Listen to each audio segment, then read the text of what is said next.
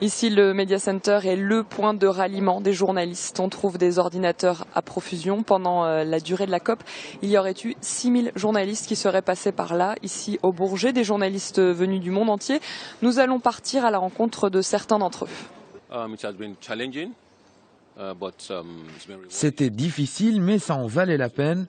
On devait suivre le rythme des négociations, les différents événements et interactions. On a eu du mal à suivre tous les développements, plein de choses se passaient à la fois. On devait rester concentré, sinon on s'y perdait.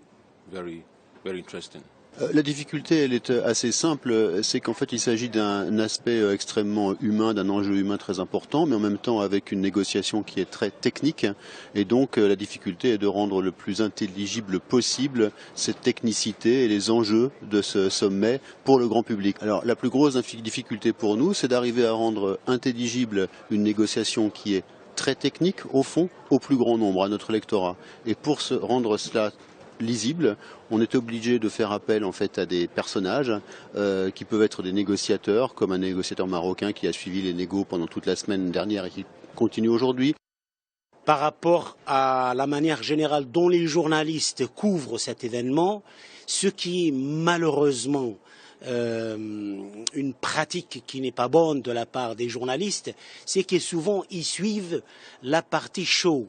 Et la partie show dans ce genre d'événement, c'est l'arrivée des chefs d'État. D'habitude, cet événement ou cette séquence, elle est prévue à la fin des conférences. Cette fois-ci, la France et les Nations Unies ont voulu que les chefs d'État et les chefs de gouvernement arrivent au début pour donner une impulsion politique, parce que c'est une question éminemment politique.